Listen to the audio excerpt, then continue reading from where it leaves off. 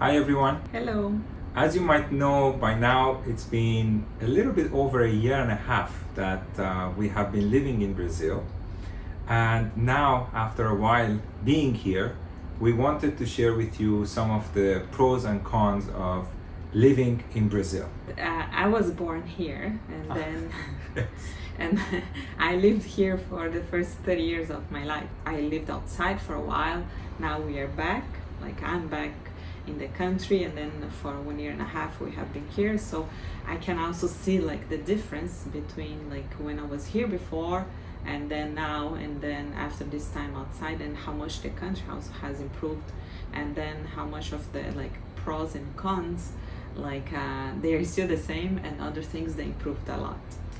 Yeah, so we have a list. We're gonna go through the list that over time that we have been here, we put the list together. So when we want to do this video, we know what we want to talk about. We are going to start with the cons. The first con that it's actually more negative for me, it doesn't bother Mariana that much, is the fact that everywhere you go there is an AC. Air conditioning is always on, obviously because it's a country that is hot, but I don't know, maybe because I lived in Canada for a long time and then it was too cold, and then I come here also, everywhere you go, you expect the country to be hot, but then inside also the restaurants, inside the shopping mall, everywhere you go, AC is on. And not that it's just on, it is cold. I really think that the locals, they like it extremely cold to feel comfortable, because outside it's really hot. But for me, I always have to have a sweater or a jacket with me and wear it inside, which looks very weird because I'm wearing shorts most of the time, but then on top of my t-shirt and my polo, I have to wear a sweater because it's cold. Every time we took an Uber, inside the car, it's maximum, when you have in the car, you have a knob red and blue, it's on the maximum blue, and the fan is also on maximum, so I'm always freezing. But again, it's something for me, this is a bit personal, but we thought we should talk about it.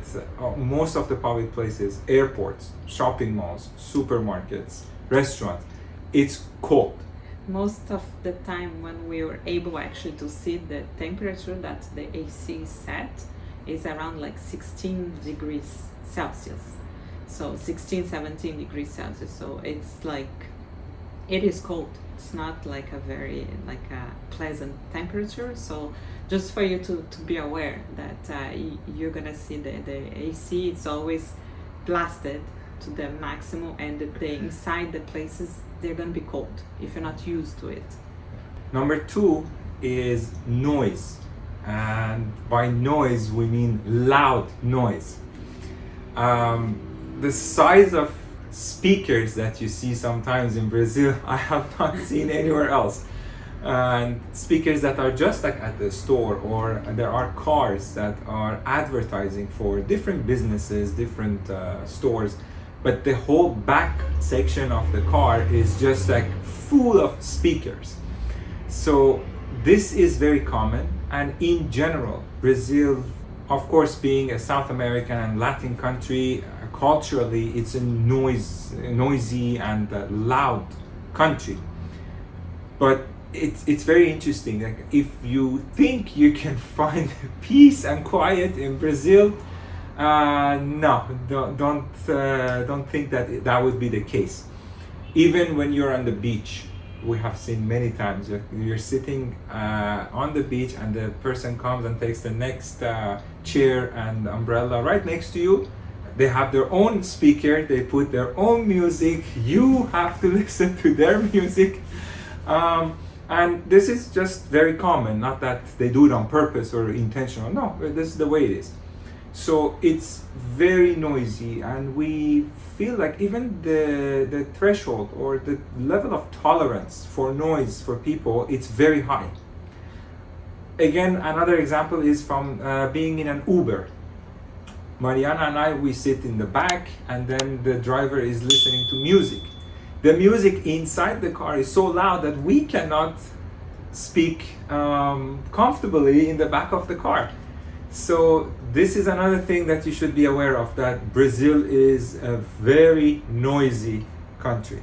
Another thing that is important to mention is that the houses, the apartments, they are not like sound insulated.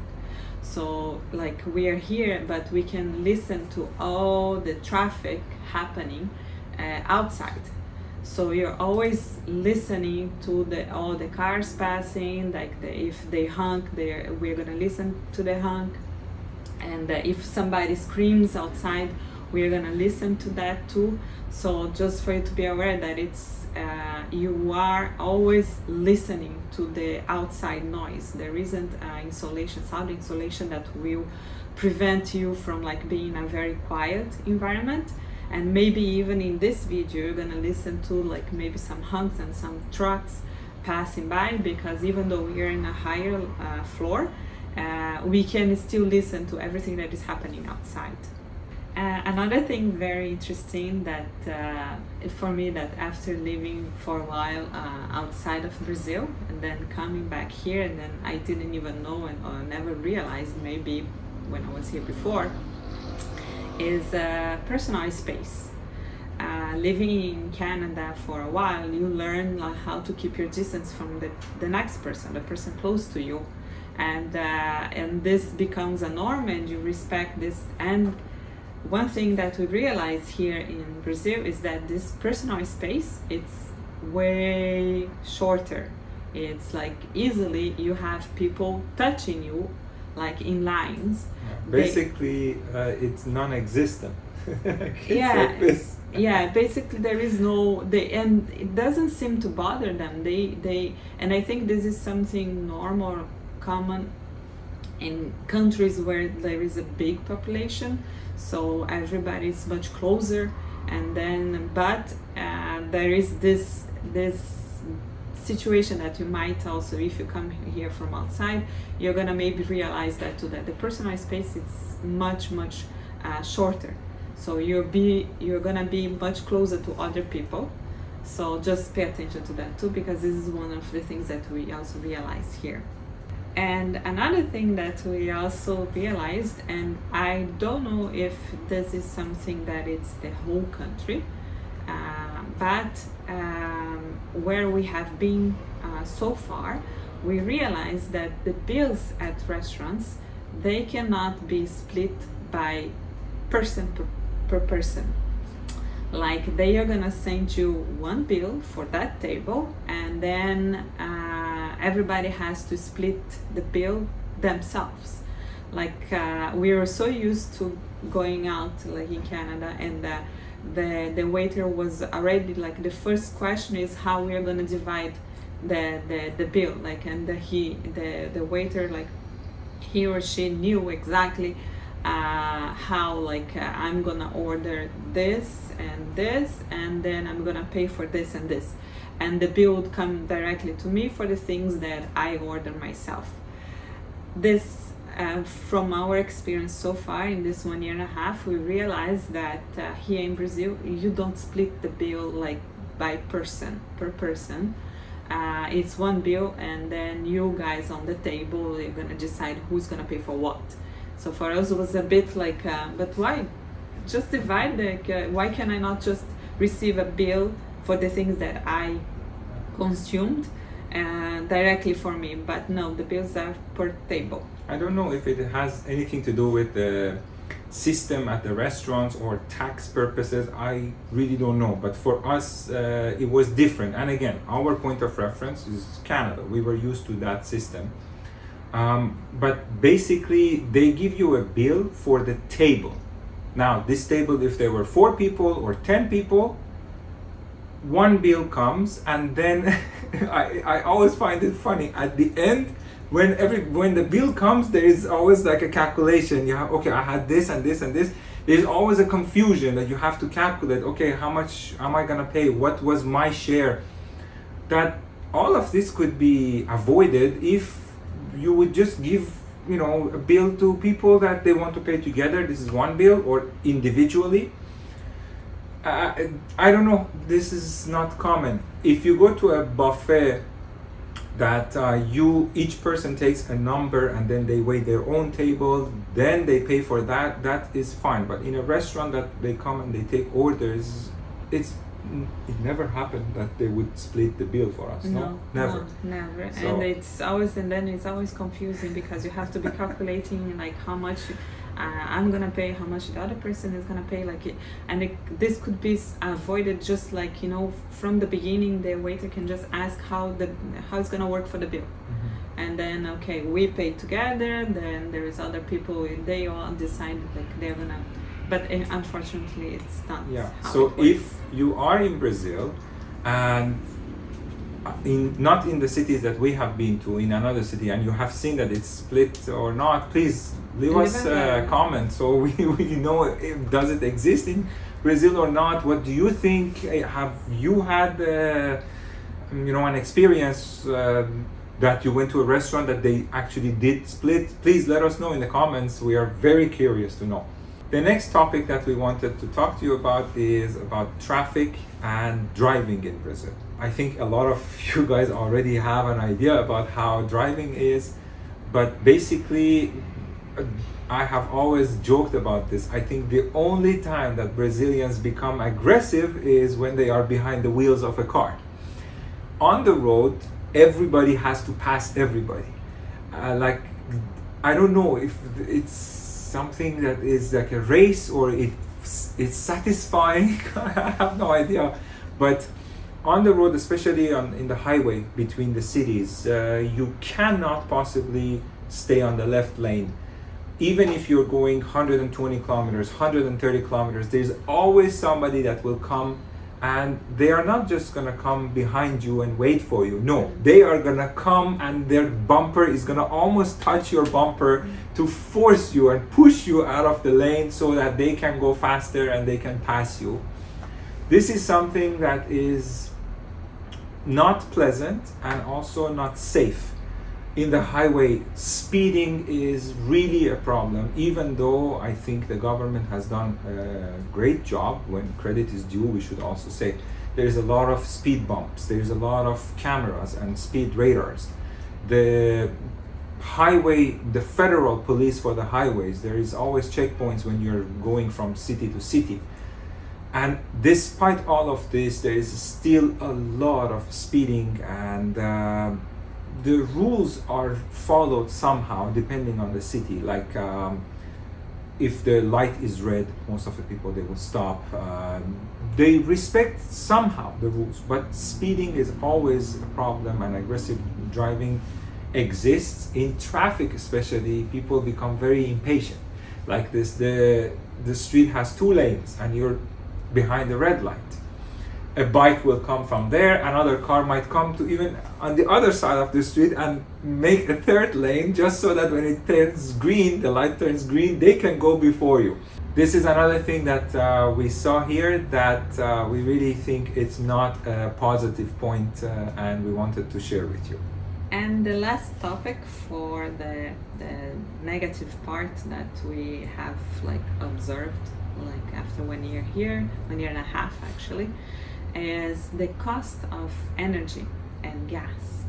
We stay a lot in Airbnbs, and a lot of the Airbnbs, for us, it was the first time after traveling Mexico, Guatemala, and so many other countries, that the hosts, they put that the electricity bill, they're gonna be charged apart, as an extra besides what you're gonna pay for the rental of the unit. So, and this is, of course, it's because of the cost of energy, electricity. So we stayed in Maceió for 6 months, and we had to always pay the electricity extra. It was not included in the rent. I cannot understand why. Since we have Itaipu, which is the 2nd biggest dam in the world, we have a lot of water, abundance of water. Energy could be, if it was well managed, could be almost for free in this country. but unfortunately Brazil even buys energy from Paraguay. Like, go figure. But this is one thing. Another thing is that the price of gas. So, and here in Brazil we can also use ethanol for the cars, but the same thing, the price of gas and ethanol, like they are high compared, like as they are the same price as the price that is being charged in Canada. So it doesn't make sense that a country like Brazil, like charging for gas as the same price as the people are paying in Canada, because here people don't make money in dollar. So that's another thing that we realize, like it's very expensive. And again, for a country that also produces a lot of gas, oil, and has even the ethanol that can be used in the cars. So that's another negative point that we have like seen here.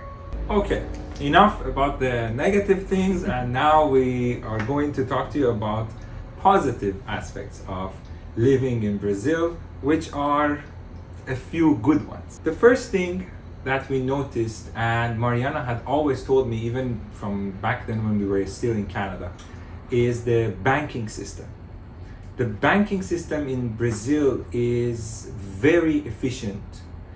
Basically, since we came to Brazil, I have never ever walked into a bank branch, because you don't need to. You can do everything online, even opening a bank account. I opened 2 bank accounts online from an app that you just download on your cell phone, and then you do everything online, transferring money, applying for credit card, applying to increase your credit limit, everything you do online. Now, I don't know in our experience, if you want to get a loan or if you want to get a mortgage, probably you will have to go to a branch. But for day-to-day banking, you really don't need to go to a bank. Like, I remember in Canada, we were saying, my God, this is like Stone Age. Like, to do a wire transfer, you have to go to a branch. You have to explain why you're sending money, to whom you're sending the money. Then there is, are you sure you yeah, want to are send you it? sure you want to send it to this and that, because this could be a risky transaction. Okay, well, yeah, I'm sure. It's my money, I want to send it. A lot of questioning and how can I say it? A lot of obstacles Yes. to even do simple day-to-day banking, which is not efficient. At the end of the day, it slows down the economy, slows down the growth of the economy.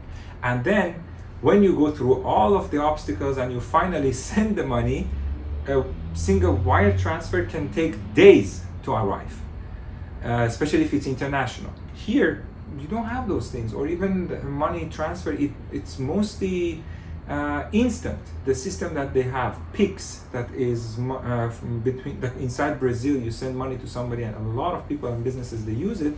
It's instantaneous. So this is something that we found extremely advanced and way ahead of the Canadian system that we were using. And I find, in my experience, it's an amazing experience. It's really good. One thing that for us was very different, like QR codes for payments, it's widely used, even at the supermarket. Like the cashier is gonna give you, if you tell the cashier, I'm gonna pay through Pix, she's gonna just prepare a QR code that's gonna show the screen of her cash, and then you just scan from your cell phone, and from your bank account you pay the QR code right away, and it shows right away everything happening, like instantaneously, right away. And this is widely used, and something that for us, we didn't see that in Canada at all, no? I don't think it will be implemented anytime soon in Canada. I really doubt it. Yeah, me too. Number 2, this is another one of my favorites, the weather. The weather, my God, the sun that you get, the beautiful weather that you get every day, the vitamin D that you can get in this country, in Brazil, it's just amazing. Like, in the beginning, I really felt like my body was thanking me, that like, you know, I could just expose my skin, my body to the sun and get some like, you know, sun that would hit my body, my skin, because after years of living in Canada, that it's not that sunny, it really affects you. And the weather alone can affect you physically and mentally. Physically, when it comes to like joint problems, bone problems and all of that, and lack of vitamin D, and mentally also, because let's say 6 months of the year, the weather is like gray and cloudy and you don't see the sun, or especially in the winter in Canada when it's very, very long. There are a lot of people that suffer from depression and the cold after a while, like me physically, the cold was really, really hurting my body at the end. So this is among the top positive points that I would always talk about. There's a lot of positive points about Brazil, but weather for me personally is amazing. It's one of the best positive aspects of living in Brazil. The next positive aspect would be cost of living in Brazil. Cost of living in Brazil is much lower than what we were used to in Canada. And some of the main examples that I wanted to talk about when it comes to cost of living are transportation, then cost of internet and cell phone services, and groceries. And in general, even restaurants, for example. Restaurants, here, first of all, you can go to the really, really high-end restaurants and it will still cost you cheaper than Canada. Groceries, the same thing. Transportation, every time we took an Uber, it's really, really cheap. You can get around like $5, maximum $10, not even. I can make a comparison. Like in Montreal, we used to live around like 10-15 minutes by car from the airport. Mm-hmm. Oh. And this ride by Uber would be around, by Uber or taxi, would be around 30 Canadian dollars, 27 to 30 Canadian dollars. Mm-hmm. The same ride here in Brazil for 10-15 minutes, it won't cost you more than $5, and I would say $3 would be, 3 Canadian dollars would be a good example. Like most of the rides, they're gonna be around like 10 reais, which is around like $3 Canadian dollars. Yeah, that's the average. And again, if it takes 10-15 minutes, like so in Canada we're paying around $30 for the 15 minutes ride. Here we're paying $3. So it's like, oh my god, it's like it's 10%. Like, it's not even comparable. Cell phones. To give you an example, when we arrived here, Mariana's relatives, they had SIM cards and they gave me one. There are two different providers. For me, they told me, look, there is one option that you can pay 400 reais. It is a bit expensive, but you get more than around 100 gigabytes of internet. And this will last you like at least for a year. And I was like, okay, it's a bit expensive, because back then with the exchange rate, 400 reais would be around 100 Canadian dollars.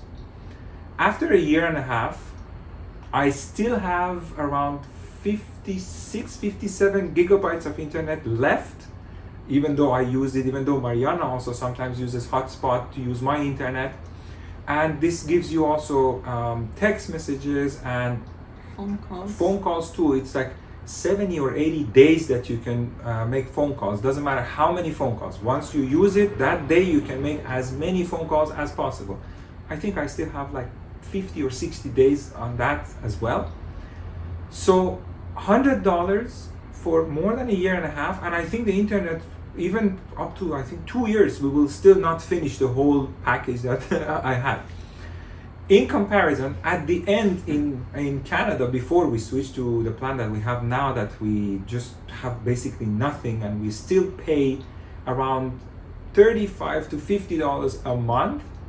But back then in Canada, for two of us using the cell phone, and we had I think 20 gigs per month shared. We were paying how much? 170. 170 Canadian dollars per month. We were able to negotiate to 140 because we said, okay, we are leaving this. Then I said, no, okay, we can lower to 140. Like, yeah. But most of the time we paid 170. Yeah, like, exactly. At the end, we were paying like around $170 per month. And here in Brazil, we paid $100 more than a year and a half ago, and we still didn't finish everything that is included in our package. So $100 for almost 2 years and $140 in Canada for 1 month. This is like really, really good what you get in Brazil here when it comes to cell phone plans. And internet also, high-speed internet is not that expensive, and you can easily have something that is way, way superior than the packages in Canada and much, much cheaper. Just to wrap up this part of the positive aspects, we feel like if you consider everything, if you put everything together and you compare it to Canada, at least you're saving 35-40% of what you used to pay in Canada. And again, when you go to, let's say, restaurants, here you go to the top restaurant in the city.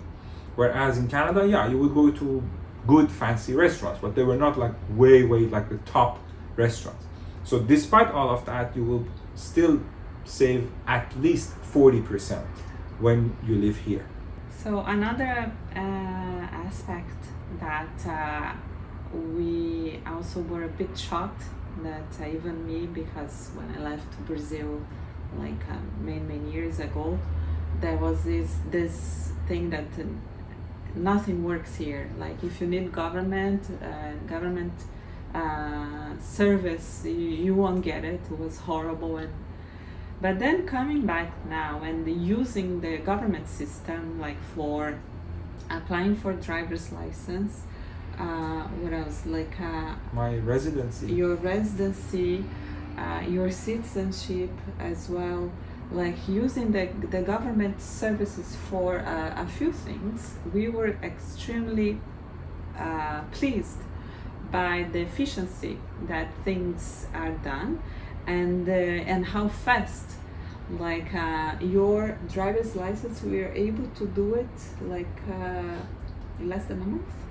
Oh yeah, in 2 weeks. And this is because I had to take an exam because I was transferring my license from Canada to Brazil. Then you don't need to do a theory exam or the road test, but there is a psychological test that you need to do, everybody has to pass. And for that, at the time, my Portuguese was not that good, so I just had to repeat it one more time for one section that I did not pass. And all of this, believe it or not, in Brazil, it was during the World Cup, that the days that Brazil was playing, nobody would work. But despite all of this, in 2 weeks, we got everything done.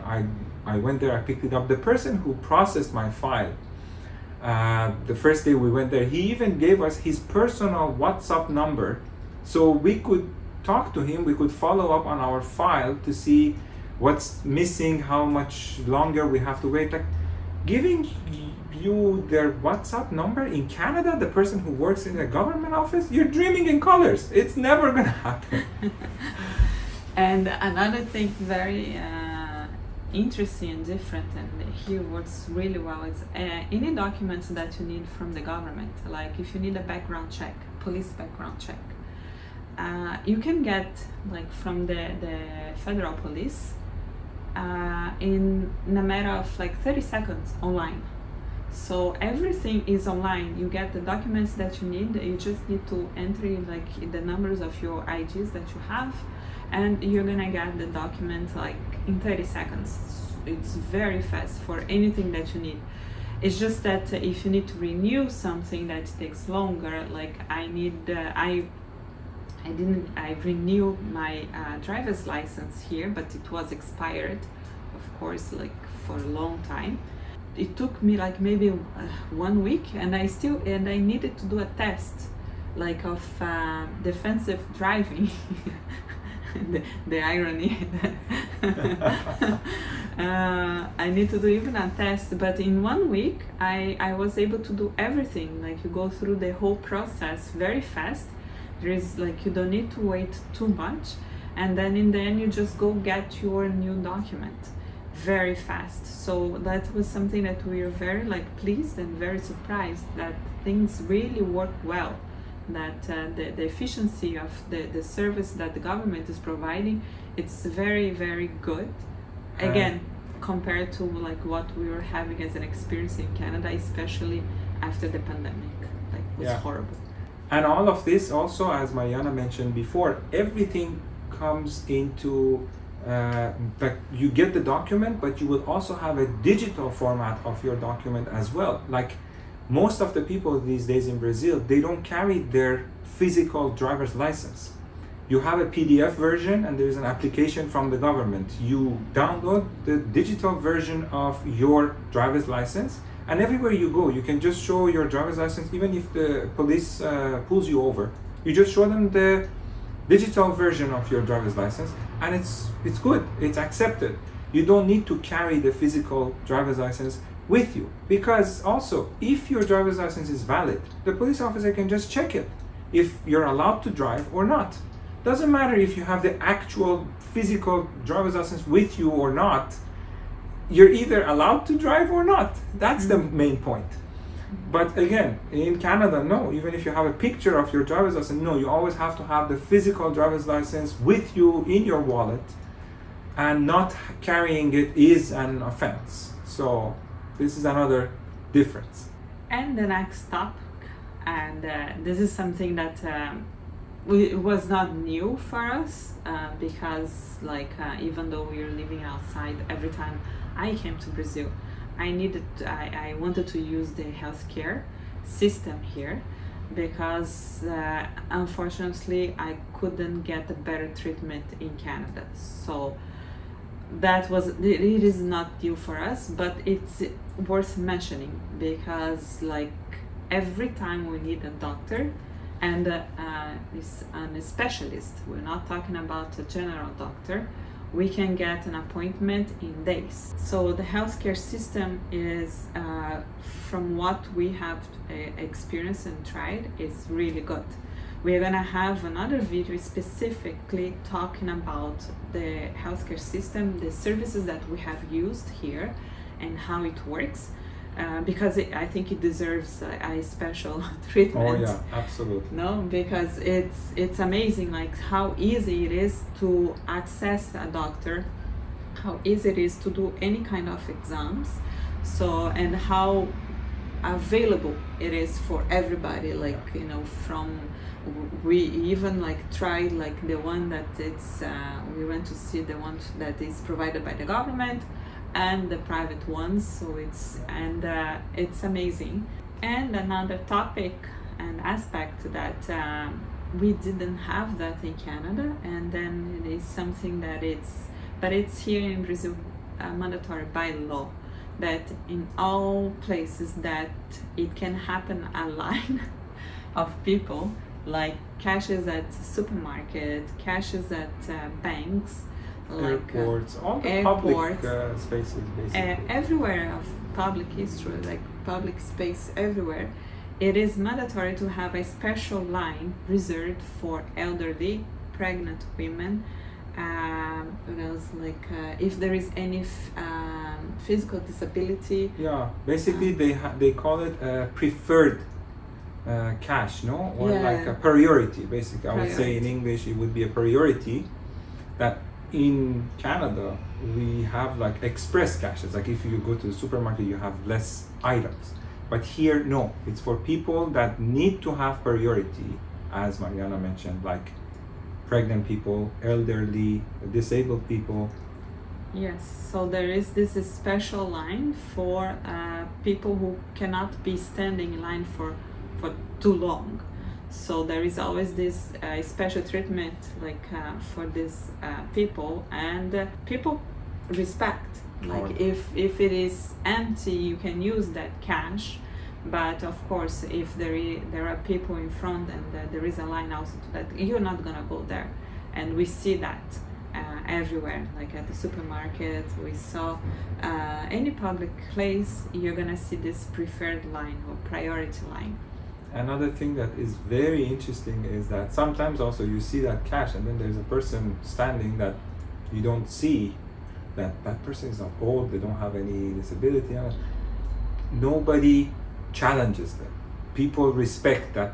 Doesn't matter. Maybe that person has a reason to have priority or to need to just go through the cash faster. Nobody questions. God forbid in Canada if somebody that looks healthy goes to such a cash, if it even existed, everybody would just like tell them, why are you there? But here, nothing. This is something I absolutely adore about Brazil. People in general are very nice to each other. They don't start a fight or anything like aggressive just like this for simple things like that. If you're in a cash and you're in that cash, there has to be a reason. So you go there, I'm standing here, and life also is slower, it's more relaxed. So I think that's another thing. Over there in North America, everything is aggressive. Everybody has to go pay fast, and because there's so many other things to do. Here, no, everything is peaceful.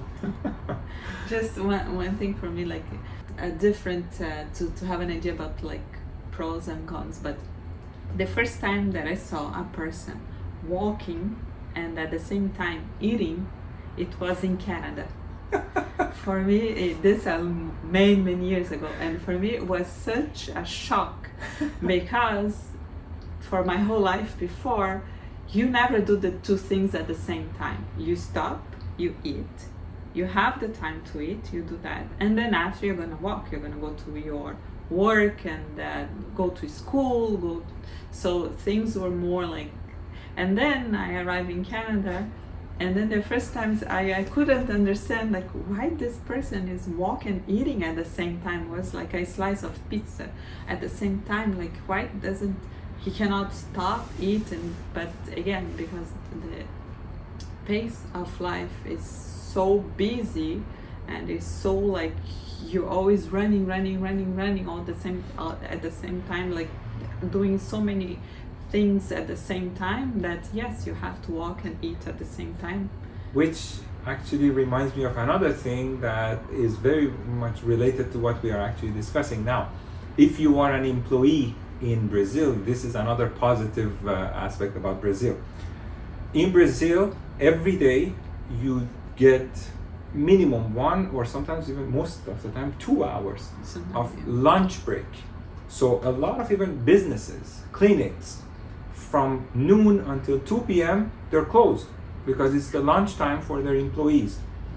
This in Canada, you get 1 hour, and even that 1 hour in a lot of companies, people don't spend 1 hour, they go after half an hour, they go back to their desk or their cubicles and they start working.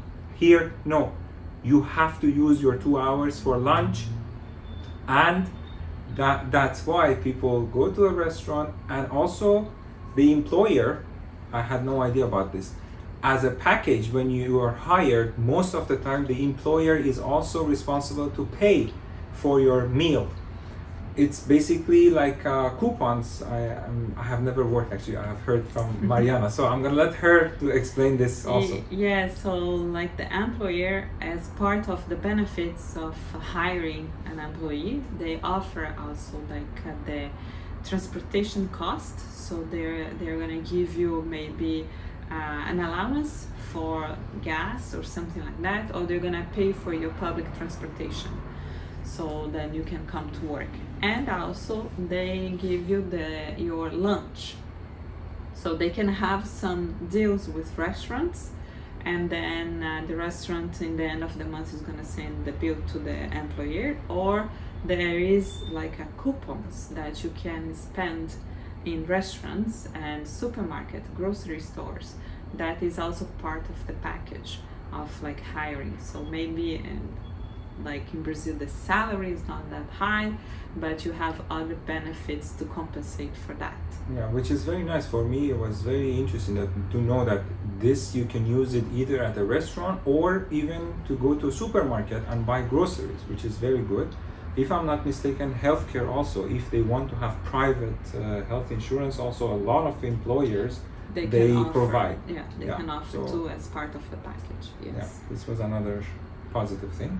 We didn't intend to have this video this long, but there are so many things to talk about. So we are going to talk about some other topics related to Brazil in our future videos.